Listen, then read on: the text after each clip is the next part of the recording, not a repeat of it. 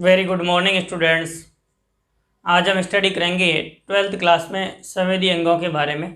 और संवेदी अंगों में सबसे पहले हमने देखा था दर्शनेंद्रियां या दृष्टि संवेदांग, जिसे हम नेत्र के नाम से जानते हैं। तो इस प्रकार से नेत्र या दृष्टि संवेदांग या आँख के बारे में पढ़ रहे थे।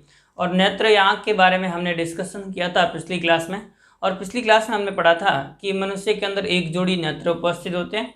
और नेत्र होते हैं, ये आपको ध्यान रखना है कि 1/5 भाग बाहर की ओर दिखाई देता है। और नेत्र होते हैं वे एक गोल गेंद के समान खोखली संरचना होती है, जिसे हम नेत्र गोलक कहते हैं। और नेत्र गोलक होता है वो लेक्राइमल अस्थि होती है, उस अस्थि से बने हुए गड्ढे के अंदर उपस्थित होता है।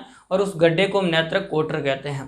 नेत्र कोटर के अंदर का भाग होता है वो 4/5 भाग अंदर की ओर उपस्थित होता है तथा 1/5 भाग बाहर की ओर हमें पलकों के मध्य दिखाई देता है। तो यह हमें आँख के बारे में ध्यान रखना है। फिर हमने नेत्र गोलक की आंतरिक संरचना के बारे में पढ़ा था। प्रत्येक नेत्र गोलक होता है, उसकी आंतरिक संरचना होती है। उसमें हमने सबसे पहले देखा था कि प्रत्येक नेत्र गोलक होगा उसमें 3 स्पष्ट स्तर पाए जाते हैं। सबसे बाहर का स्तर होता है जिसे हम श्वेत पटल या स्क्लेरा कहा जाता है।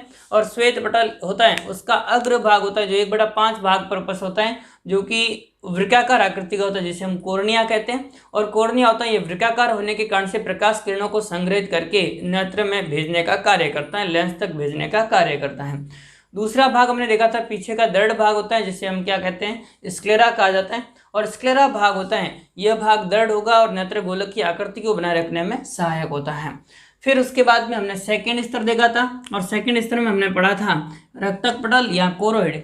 तो आप ध्यान देंगे कि दृढ़ पटल के नीचे का स्तर होता है जिसे हम रक्तक पटल या कोरोइड कहते हैं, जो कि संयोजी ऊतकों से निर्मित होता है। इस स्तर में रंगा कणिकाएं पाई जाती हैं तथा मेलेनिन वर्णक पाया जाता है। ये रंगा कणिकाएं होती हैं, ये आपको ध्यान नीली हो सकती है, काली हो सकती है या भूरी हो सकती है।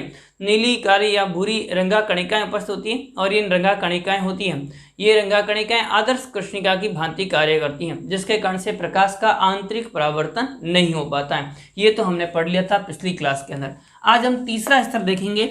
और तीसरा स्तर कौन सा, ध्यान रखना आपको, दृष्टि पटल या जिसे हम क्या कहते हैं, रेटिना कहा जाता है। तो दृष्टि पटल या रेटिना होगा, यह आपको ध्यान रखना है नेत्र के सबसे भीतरी स्तर होता है। ये भीतरी स्तर होता है, ये हमें ध्यान रखना है। यानी नेत्र में जो बाहर की ओर आवरण होता है उस आवरण का सबसे भीतरी स्तर होता है। और ये भीतरी स्तर होने के साथ ये संवेदी स्तर होता है, संवेदनाओं को ग्रहण करता है। तो ये किस प्रकार का स्तर होता है, संवेदी स्तर होता है, जो कि 3 स्तरों से मिलकर के बना होता है। कौन कौन से स्तर होते हैं, तो आपको ध्यान रखना है सबसे भीतरी स्तर होता है जो 3 स्तरों से निर्मित होता है। यह भी कितने स्तरों से निर्मित होगा, 3 स्तरों से निर्मित होता है। सबसे पहला स्तर होता है जिसे हम क्या कहते हैं, संवेदी स्तर कहा जाता है। क्या कहेंगे, संवेदी स्तर कहा जाता है। उसके बाद में दूसरा स्तर होता है जिसे हम क्या कहते हैं, द्विध्रुवीय तंत्रिका कोशिका स्तर कहा जाता है। और तीसरा स्तर होता है जिसे हम गुच्छिकीय स्तर कहते हैं। तो इन 3 स्तरों से मिलकर के और दृष्टि पटल या रेटिना का निर्माण होता है। तो रेटिना भाग होगा वो कौन सा होगा, तो आप देखेंगे कि आंख में जो भाग होता है कोरोइड, उस कोरोइड के नीचे का जो स्तर होता है उसे हम क्या कहते हैं, दृष्टि पटल कहा जाता है। सबसे भीतरी स्तर होता है जो निम्न 3 स्तरों से मिलकर बना होता है। पहला स्तर हमें ध्यान रखना है कौन सा, संवेदी स्तर। यह संवेदी स्तर होता है वो संवेदी कोशिकाओं से निर्मित होता है। कौन से सेल से निर्मित होता है, तो आप ध्यान देंगे संवेदी कोशिकाओं से निर्मित होता है। ये संवेदी कोशिकाएं 2 प्रकार की होती हैं। संवेदी कोशिकाओं से निर्मित होता है, ये संवेदी कोशिकाएं 2 प्रकार की होती हैं। एक आपको ध्यान रखना है कोशिकाएं होती हैं जिन्हें हम शलाका कहते हैं। क्या कहेंगे, शलाकाएं कहेंगे या शलाका कोशिकाएं कहा जाता है। एक शलाका हो जाएगी। और दूसरी कोशिकाएं होती है जिसे हम क्या कहते हैं, शंकु कहा जाता है। तो एक शलाकाएं और दूसरी कौन सी हमें ध्यान रखनी है, शंकु। ये 2 प्रकार की कोशिकाओं से मिलकर बना होता है। पहला हमें ध्यान रखना है शलाका कोशिकाएं। ये लंबी एवं बेलनाकार कोशिकाएं होती हैं। लंबी एवं किस प्रकार की होती है, बेलनाकार होती हैं। तो ध्यान दीजिए ये लंबी एवं किस प्रकार की होती है, बेलनाकार कोशिकाएं होती है। ये दिख रही है, ये सारी शलाका कोशिकाएं हैं। और ये भी शलाका कोशिका, ये शंकु कोशिका, ये शलाका कोशिकाएं हैं। तथा संख्या में क्या होती हैं, अधिक होती हैं। संख्या में अधिक होती हैं, ये हमें ध्यान रखना है। और इनकी संख्या होती है वह लगभग 115 मिलियन होती है। तो प्रत्येक आपको ध्यान रखना है नेत्र में इनकी संख्या होगी लगभग कितनी होती है, 115 मिलियन के आसपास होती है।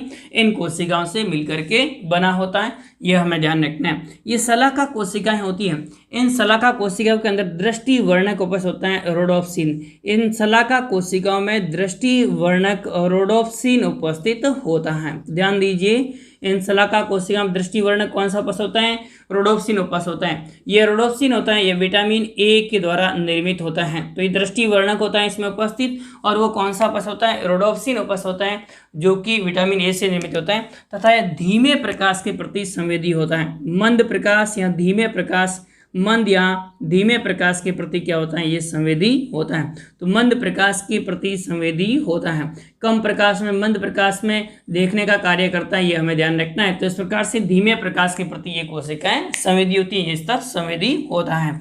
और आप देखेंगे तो उल्लू की कोशिकाएं होती है, यानी उल्लू का रेटिना होती है, उल्लू की रेटिना में केवल यही उपस्थित होती हैं। उल्लू की रेटिना में केवल शंकु कोशिका शलाका कोशिकाएं ही उपस्थित होती हैं। तो उल्लू की रेटिना होती है, उस रेटिना के अंदर केवल और केवल शलाका कोशिकाएं होती हैं। तो पहले प्रकार की कोशिकाएं आपको ध्यान रखनी है, शलाका कोशिकाएं, ये लंबी एवं बेलनाकार कोशिकाएं होती है, संख्या में अधिक होती है, इनकी संख्या 115 मिलियन के आसपास होती हैं। और इसमें दृष्टि वर्णक रोडोप्सिन उपस्थित होता है, जो विटामिन ए के द्वारा निर्मित होता है। यह स्तर होता है, ये धीमे प्रकाश या मंद प्रकाश के प्रति संवेदी होता है। उल्लू की रेटिना में केवल शलाका कोशिकाएं उपस्थित होती हैं। दूसरा स्तर हमें ध्यान रखना है, शंकु कोशिकाएं। और शंकु कोशिकाएं होती हैं, यह आपको ध्यान रखना है, शंकु के आकार की होती हैं। किसके आकार की होती हैं, शंकु के आकार की होती हैं, अर्थात लंबाई इनकी अपेक्षाकृत रूप से कम होती हैं।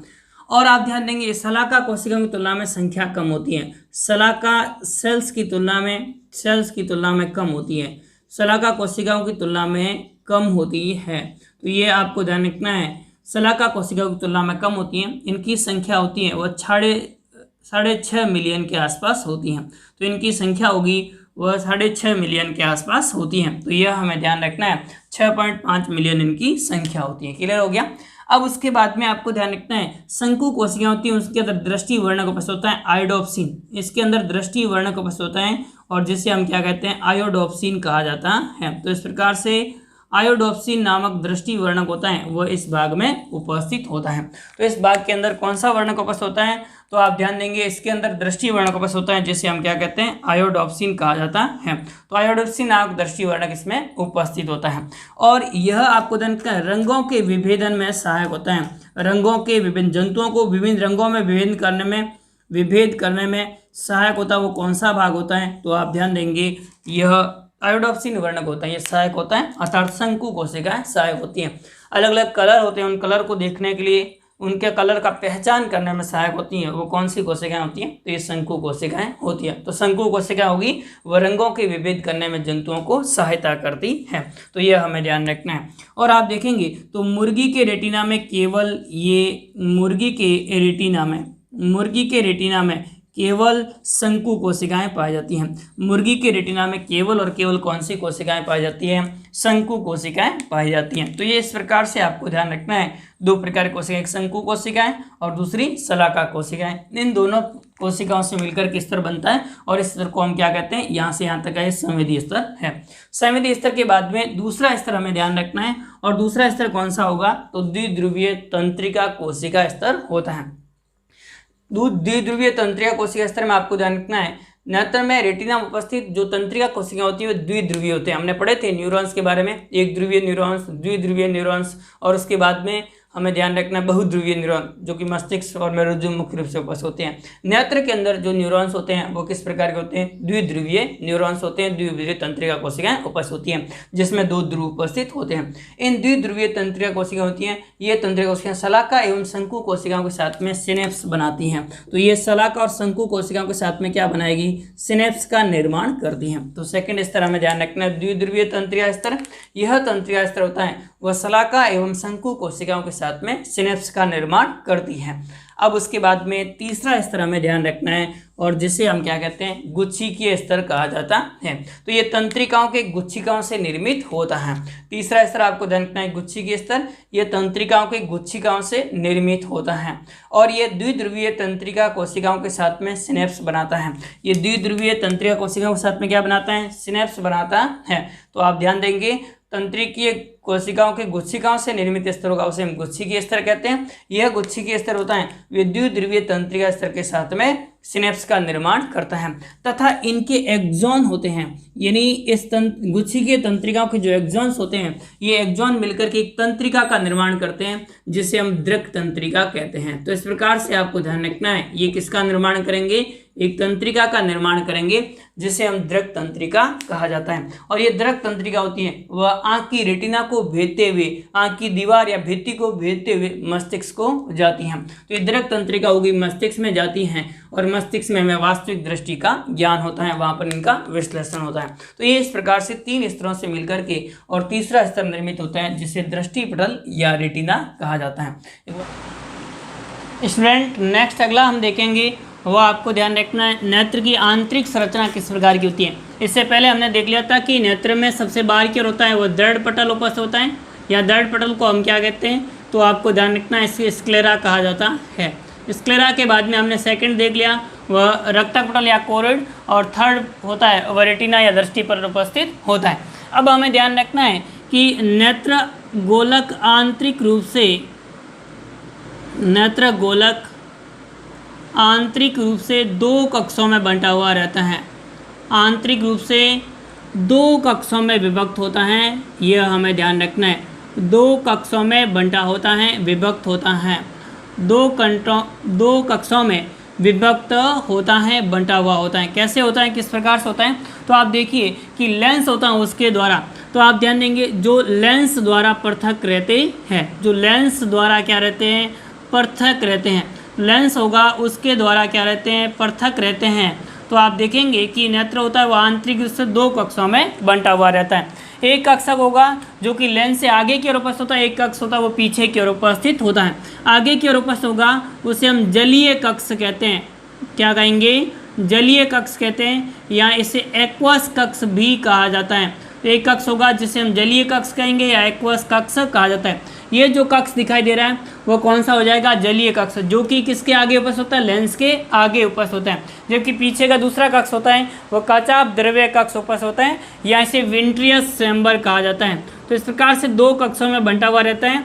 एक आपको ध्यान रखना है एक्वस कक्ष, या जिसे हम क्या कहेंगे, तो आपको ध्यान रखना है जलीय कक्ष कहा जाता है, जो कि किसके मध्य उपस्थित होता है, लेंस एवं कॉर्निया के मध्य उपस्थित होता है, जो लेंस एवं कॉर्निया के मध्य उपस्थित होता है। लेंस एवं कॉर्निया के मध्य का भाग होता है वह मध्य उपस्थित होता है। तो ये लेंस एवं कॉर्निया के मध्य का भाग होगा, उस भाग को हम क्या कहेंगे, तो आपको ध्यान रखना जलीय कक्ष कहा जाता है।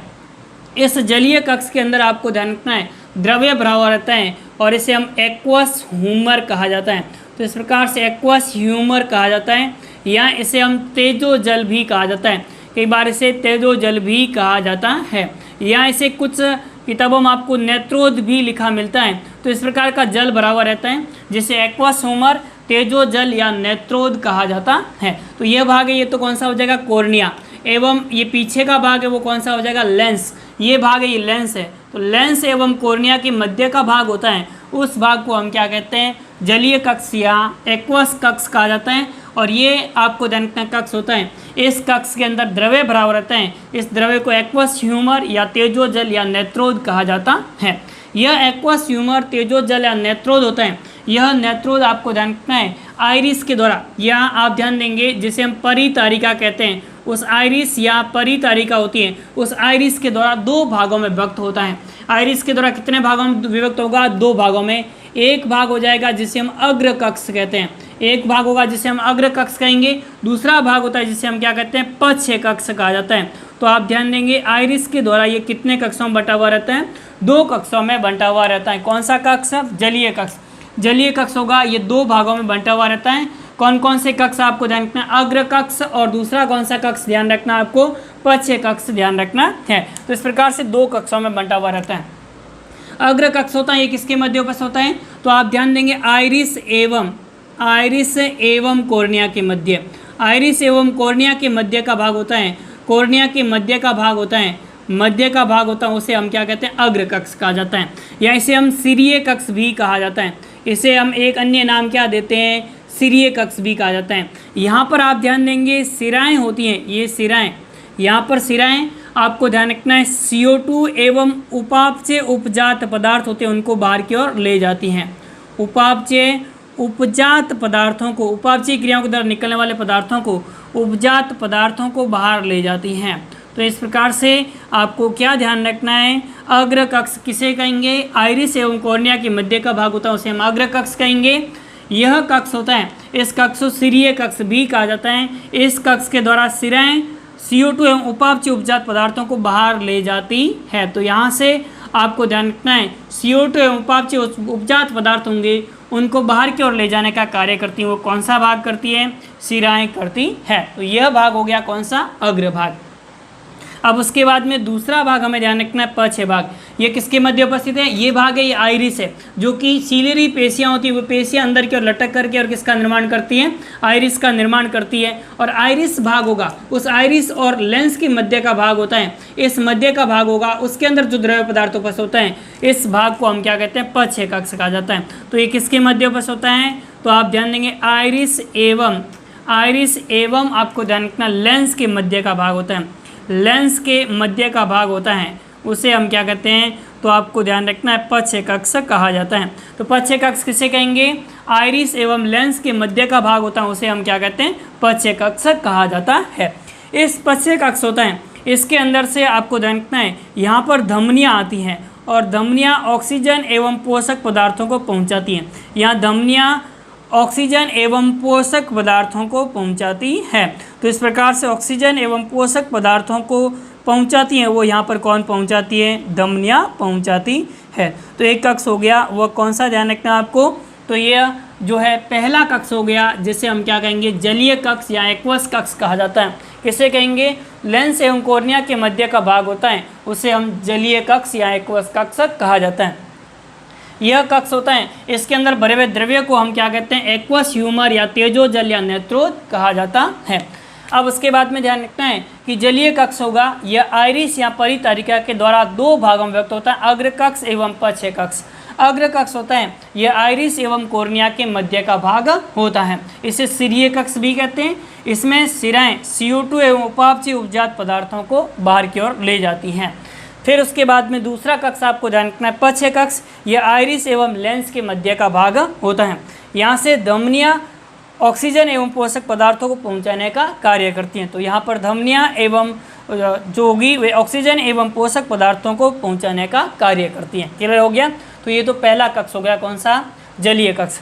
ये जलीय कक्ष होगा, इसके अंदर जो जल उपस्थित होता है नेत्रोद या तेजोजल, यह आपको ध्यान रखना है लेंस को नम बनाए रखता है। ये लेंस को नम बनाए रखता है, नम बनाए रखता है।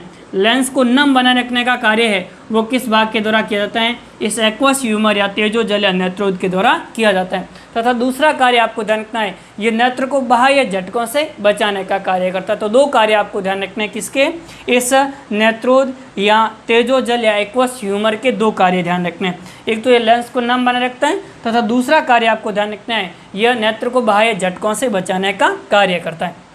अब उसके बाद में हमें सेकंड कक्ष ध्यान रखना है, जिसे हम क्या कहते हैं? काचाभ द्रव्य कक्ष या वेंट्रियस चैम्बर के नाम से जाना जाता है। तो आप ध्यान देंगे कि नेत्र गोलक का लेंस के पीछे की गुहा होती है, उस गुहा को काचाभ द्रव्य कक्ष या वेंट्रियस चैम्बर कहा जाता है। लेंस के पीछे का नेत्र गोलक का गुहा होगी, उस गुहा को हम क्या कहते हैं? काचाभ द्रव्य कोष्ठ या वेंट्रियस चैम्बर कहा जाता है। इसमें एल्ब्यूमिन समान पदार्थ पाया जाता है, इसमें एल्ब्यूमिन के समान पदार्थ पाया जाता है, एल्ब्यूमिन प्रोटीन के समान पदार्थ उपस्थित होता है, और एल्ब्यूमिन के समान जो पदार्थ उपस्थित होता है उस पदार्थ को हम काचाभ द्रव्य कहा जाता है। तो एल्ब्यूमिन के समान द्रव्य भरा रहता है, जिसे हम काचाभ द्रव्य कहते हैं। यह काचाभ द्रव्य होगा, ये दो कार्य करता है। एक तो नेत्र गोलक की आकृति बनाए रखना, नेत्र गोलक की आकृति बनाए रखना, नेत्र गोलक की आकृति बनाए रखना। एक कार्य क्या ध्यान रखना है? नेत्र गोलक की आकृति बनाए रखना। पहला कार्य आपको ध्यान रखना है, नेत्र गोलक की आकृति बनाए रखना।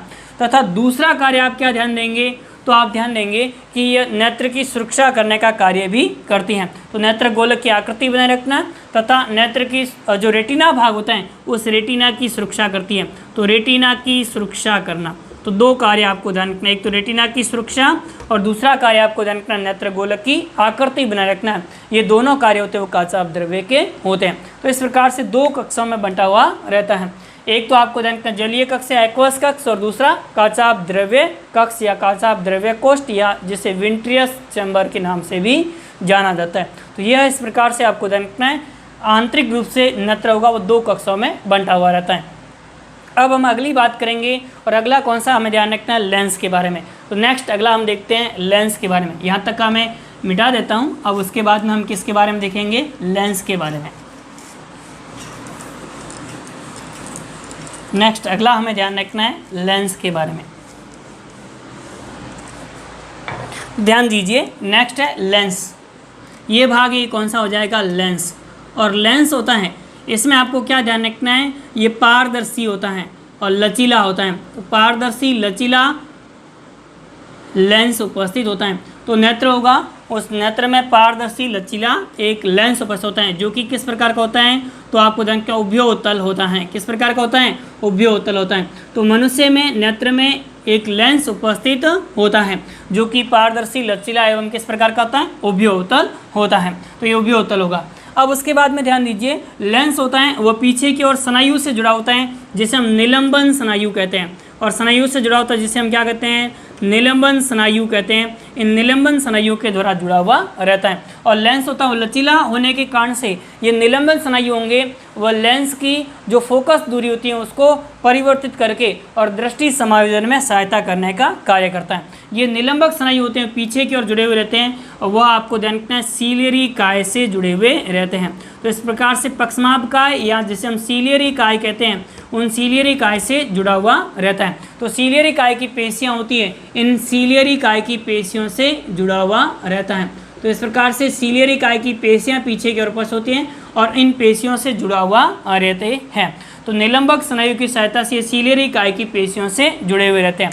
जब सीलियरी काय की पेशियों में संकुचन होता है या शीतलन होता है जिसके कारण से निलंबन तंतु होंगे वे खींचे हुए रहेंगे या आपको ध्यान रखना शिथिलित अवस्था में रहते हैं। और खींचे हुए या शिथिलित अवस्था में होने के कारण से लेंस की वक्रता में परिवर्तन होगा और लेंस की वक्रता में परिवर्तन होने के कारण से हम दूर या नज़दीक की दृष्टि होती है उसको आसानी से देख सकते हैं। तो लेंस की वक्रता में परिवर्तन होगा जिसके कारण से हम दूर और नज़दीक की वस्तुओं को आसानी से देख सकते हैं। यह क्रियाविधि में हम पढ़ेंगे आगे। तो इस प्रकार से हमें ध्यान रखना है।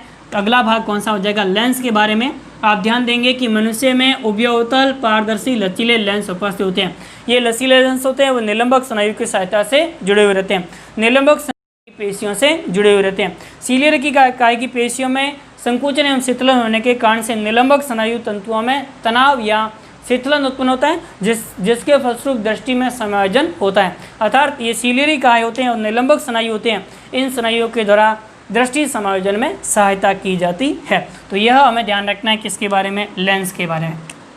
अब लेंस के बाद में अगला भाग हमें ध्यान रखना है और वह भाग कौन सा हो जाएगा, आइरिस या जिसे हम क्या कहते हैं, परितारिका कहा जाता है। तो आइरिस या जिसे हम क्या कहेंगे, परितारिका कहते हैं। तो नेक्स्ट अगला भाग हमें ध्यान रखना है वो कौन सा ध्यान रखना है, आइरिस या परितारिका के बारे में ध्यान रखना है। समझिए आइरिस या परितारिका किसे कहा जाता है। तो आप ध्यान देंगे सीलियरी काय होते हैं, ये सीलियरी काय आगे की ओर आ जाते हैं किसके, लेंस के आगे की ओर। तो आप ध्यान देंगे सीलियरी काय लेंस के आगे की ओर लटक कर, लेंस के आगे की ओर लटक कर, आगे की ओर लटक कर किसका निर्माण करते हैं, तो आपको ध्यान रखना आइरिस का निर्माण करते हैं। तो आगे की ओर लटक करके और आइरिस का निर्माण करते हैं। तो आप ध्यान दीजिए कि सीलियरी काय होते हैं, ये सीलियरी काय होंगे। इस सीलियरी काय की पेशियाँ होती हैं वो आगे की ओर लटक करके और किसका निर्माण करती है, तो आप ध्यान देंगे आइरिस या परितारिका का निर्माण करती है। आइरिस या परितारिका होती हैं, इसके अंदर भी रंगा कणिकाएँ पाई जाती हैं। इसके अंदर क्या पाई जाती हैं, रंगा कणिकाएँ उपस्थित होती हैं, ये हमें ध्यान रखना है। इसके अंदर आप ध्यान देंगे रंगा कणिकाएँ होती हैं वो काली हो सकती है या भूरी हो सकती है या नीली हो सकती है। तो रंगा कणिकाएँ होती है काली, भूरी या किस प्रकार की होती हैं, नीली होती है। इसी कारण से आँखों का रंग दिखाई देता है। हमें जो आँखों का रंग दिखाई देता है वह किसके कारण से दिखाई देता है? आइरिस या परितारिका के कारण से दिखाई देता है। क्योंकि आइरिस या परितारिका होती हैं उसके अंदर रंगा कणिकाएँ उपस्थित होती हैं, और ये रंगा कणिकाएँ होती हैं काली, भूरी या नीली होती हैं। और काली या भूरी, नीली होने के कारण से आँखें भी होती हैं, और कुछ लोगों की आपको काली दिखाई देती हैं, अधिकांश की। कुछ लोगों में भूरी आँखें होती हैं, वह भी किसके कारण से होती हैं? सीलियरी काय की पेशियों में उपस्थित जो रंगा कणिकाएँ होती हैं वो आइरिस का निर्माण करेगी, और आइरिस के कारण से ही हमारी आँखों का रंग दिखाई देता है। तो भूरी या फिर नीली आँखें भी दिखाई देती हैं। तो ये आपको ध्यान रखना है किसके बारे में? आइरिस के बारे में। जो आइरिस होता है वह रंगा कणिकाओं युक्त होता है। आइरिस के मध्य भाग में एक छिद्र होता है। आइरिस के मध्य के छिद्र को हम क्या कहते हैं? मध्य के छिद्र को हम क्या कहते हैं? तो आपको ध्यान रखना है, इसे हम पुतली कहते हैं या तारा कहते हैं। पुतली कहेंगे, या इसे हम क्या कहते हैं? ये मध्य का भाग है, ये भाग, इस भाग को हम क्या कहेंगे? तो आपको ध्यान रखना है, इस भाग को हम पुतली कहते हैं या तारा कहते हैं। तो मध्य का भाग होगा जिसे हम पुतली कहते हैं या तारा कहते हैं, या इसे प्यूपिल भी कहा जाता है। तो इस प्रकार से आइरिस के मध्य का भाग होता है, उस मध्य के भाग को हम क्या कहेंगे? पुतली, तारा या प्यूपिल के नाम से जाना जाता है। ये पुतली या तारा या प्यूपिल्स होती हैं, इसके द्वारा ही प्रकाश अंदर की ओर प्रवेश करता है, इसके द्वारा ही प्रकाश आँख में प्रवेश करता है। तो इस पुतली या तारा के द्वारा ही हमारी नेत्र के अंदर जो प्रकाश होता है वह प्रवेश करता है। तो नेत्र में प्रकाश प्रवेश करता है वह पुतली, तारा या प्यूपिल्स के माध्यम से करता है। और ये पुतली या तारा या प्यूपिल्स होता है, यह आपको ध्यान रखना है, इसका आकार में परिवर्तन होता रहता है, क्योंकि यह आइरिस की पेशियों से जुड़ा हुआ रहता है। और आइरिस की पेशियाँ होगी, उनमें दो प्रकार की पेशियाँ उपस्थित होती हैं। एक तो आपको ध्यान रखना है रज्जु पेशियाँ उपस्थित होती हैं, और दूसरी आपको ध्यान रखना अरीय पेशियाँ उपस्थित होती हैं। तो एक तो आपको ध्यान रखना रज्जु पेशियाँ उपस्थित होती हैं, और दूसरी कौन सी पेशियाँ उपस्थित होती हैं? अरीय पेशियाँ उपस्थित होती हैं। तो इसमें दो प्रकार की पेशियाँ उपस्थित होगी, एक अरीय पेशियाँ और दूसरी कौन सी होती है? रज्जु पेशियाँ।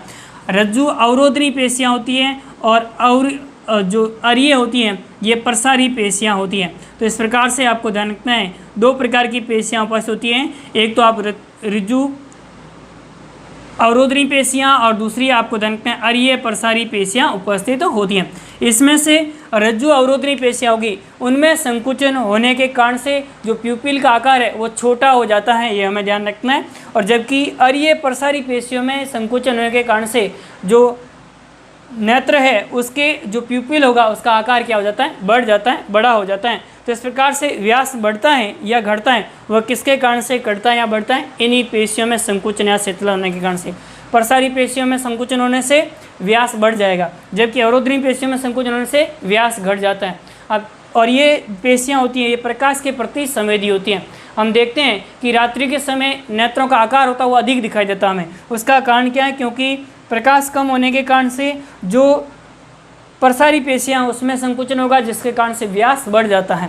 जबकि दिन के समय आप देखते हैं कि नेत्रों का जो पुतली का आकार होता है छोटा हो जाता है। उसका कारण क्या है? जिससे कम प्रकाश प्रवेश कर सके, और इसमें अवरोधनी पेशियों में उस समय संकुचन हो जाता है। तो ये आकार घटने और बढ़ने का कार्य है वो इन दो प्रकार की पेशियों के द्वारा, रज्जु अवरोधनी पेशियाँ और अरीय प्रसारी पेशियों के द्वारा नियंत्रित किया जाता है। तो ये इस प्रकार से हमें ध्यान रखना है किसके बारे में? कि नेत्र की आंतरिक संरचना किस प्रकार की होती है। तो इस प्रकार से हमारी यह क्लास कंप्लीट होती है। नेक्स्ट अगली क्लास के अंदर हम देखेंगे कि नेत्र के अंदर, नेत्र गोलक में नेत्र उपस्थित होता है, उसमें नेत्र की कौन कौन सी पेशियाँ होती हैं जिससे नेत्र गोलक में नेत्र जुड़ा हुआ रहता है, एडजस्टमेंट रहता है। तथा दूसरा हम इसमें देखेंगे वो नेत्र ग्रंथियों के बारे में, जिसका हम चर्चा करेंगे अगली क्लास में। तब तक के लिए धन्यवाद। Thank you.